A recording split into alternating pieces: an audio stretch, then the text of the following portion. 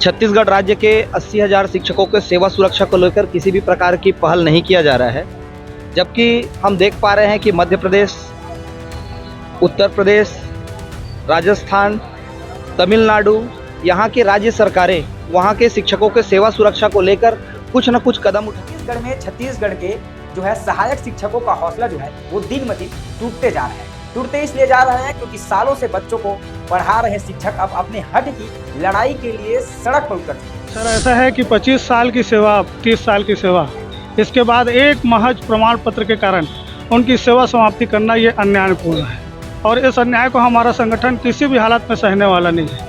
हम अपने सभी शिक्षकों को एक परिवार की तरह मानते हैं, अपना अभिन्न अंग मानते हैं। स्कूलों में जो है वो अपनी सेवाएं दे रहे हैं और अब अपने भविष्य को लेकर चिंतित हैं। सालों से सेवा दी, फिर भी भविष्य की चिंता क्यों? शिक्षक संगठनों का सबसे बड़ा सवाल यही है कि जो शिक्षक लंबे समय से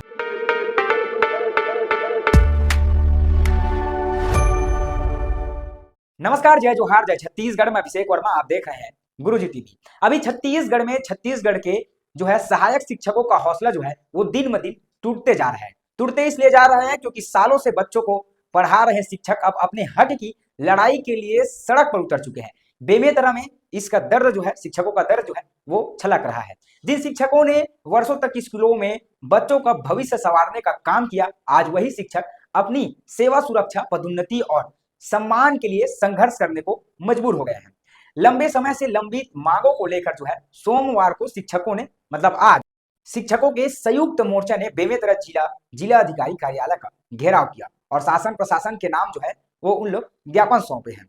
शिक्षकों का कहना है कि यह सिर्फ कुछ पदाधिकारियों की मांग नहीं, बल्कि उन तमाम सेवारत शिक्षकों की आवाज है जो वर्षों से शासकीय स्कूलों में जो है वो अपनी सेवाएं दे रहे हैं और अब अपने भविष्य को लेकर चिंतित है। सालों से सेवा दी, फिर भी भविष्य की चिंता क्यों? शिक्षक संगठनों का सबसे बड़ा सवाल यही है कि जो शिक्षक लंबे समय से बच्चों को पढ़ा रहे हैं, उनकी सेवा सुरक्षा को लेकर बार बार असमंजस की स्थिति क्यों बनाई जा रही है? ये बहुत बड़ा सवाल जो है वो शिक्षक कर रहे हैं और शिक्षक से खड़ा हो रहा है।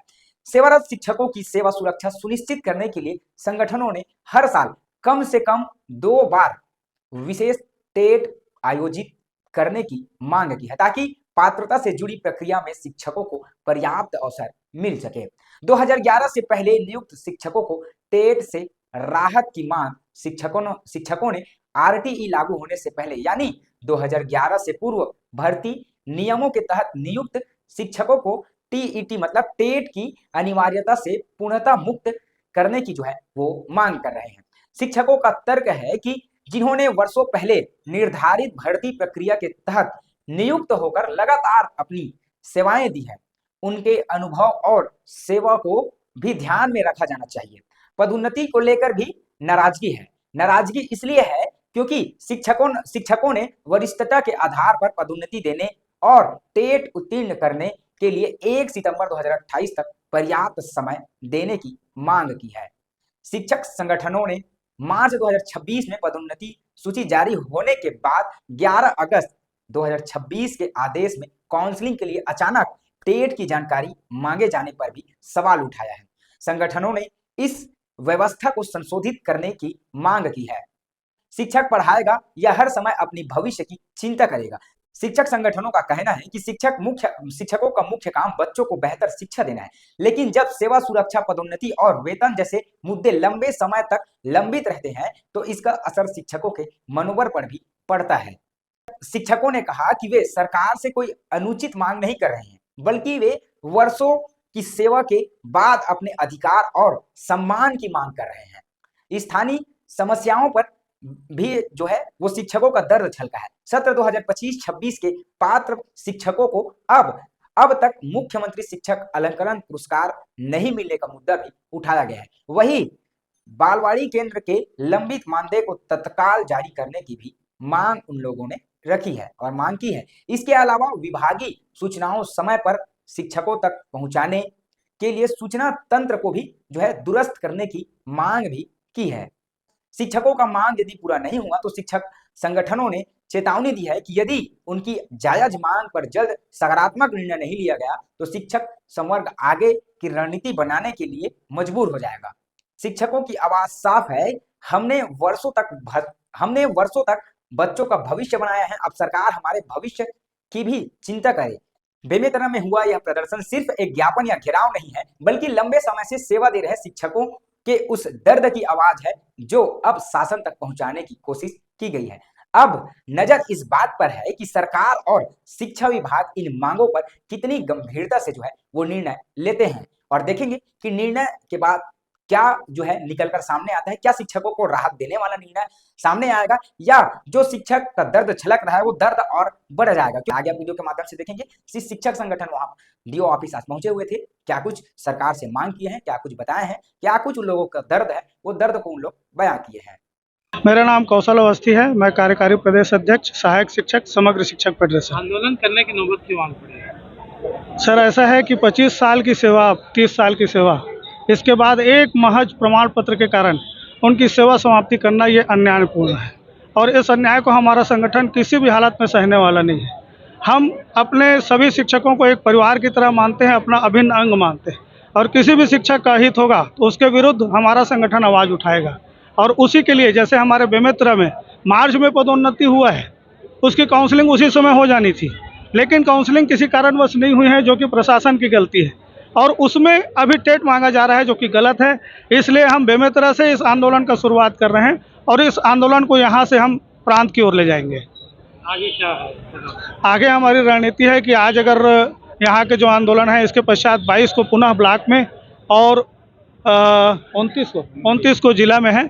इसके पश्चात ये दोनों के बाद अगर यहाँ तक कि अगर सरकार कुछ मान लेती है, कुछ पहल करती है तो ठीक है, नहीं तो फिर 9 को हमारा जो अनिश्चितकालीन आंदोलन है ये बगिया मुख्यमंत्री निवास में और शिक्षा मंत्री निवास में, ये दोनों जगह हमारा आंदोलन होगा।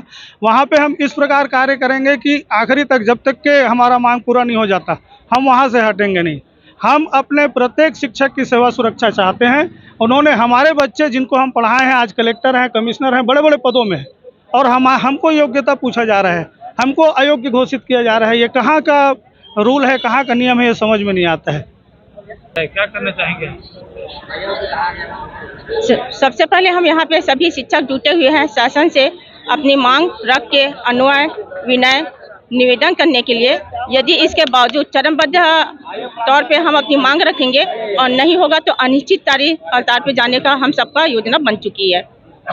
छत्तीसगढ़ में 1 सितंबर 2025 के जजमेंट आने के पश्चात छत्तीसगढ़ राज्य के 80,000 शिक्षकों के सेवा सुरक्षा को लेकर किसी भी प्रकार की पहल नहीं किया जा रहा है, जबकि हम देख पा रहे हैं कि मध्य प्रदेश, उत्तर प्रदेश, राजस्थान, तमिलनाडु, यहाँ की राज्य सरकारें वहाँ के शिक्षकों के सेवा सुरक्षा को लेकर कुछ न कुछ कदम उठा रहे हैं, जिसमें विभागीय परीक्षा के साथ साथ कोर्ट की लड़ाई भी है। हमारे छत्तीसगढ़ सरकार द्वारा ना तो रिव्यू पिटीशन लगाया गया, ना ही इंटरवेंशन फाइल किया गया, ना ही कभी शिक्षक संगठन को बुला करके बीच का रास्ता निकालने का प्रयास किया गया। इसलिए हम सेवा सुरक्षा को लेकर के आंदोलन कर रहे हैं। ये हमारा चरणबद्ध आंदोलन है, जिसमें हमारे बेमेतरा के साथी लोग केवल एक दिन में आंदोलन खड़ा किया है। अभी हमारे आने वाले समय में चरणबद्ध आंदोलन हो रहे हैं, जिसमें 22 अगस्त से ब्लॉक स्तरीय, 29 अगस्त से जिला स्तरीय एवं फिर भी अगर बात नहीं सुनी जाती है, अगर हमारे द्वारा इतने निवेदन के बाद भी बात नहीं सुनी जाती है, तो 9 सितंबर से हम अनिश्चितकालीन आंदोलन करेंगे, जो माननीय शिक्षा मंत्री, मुख्यमंत्री के निवास में जाकर हम धरना देंगे और वहीं गुहार लगाएंगे कि आप हमारे सेवा सुरक्षा की गारंटी लो। प्रदेश के शिक्षकों के पढ़ाई की जिम्मेदारी हम लेते हैं।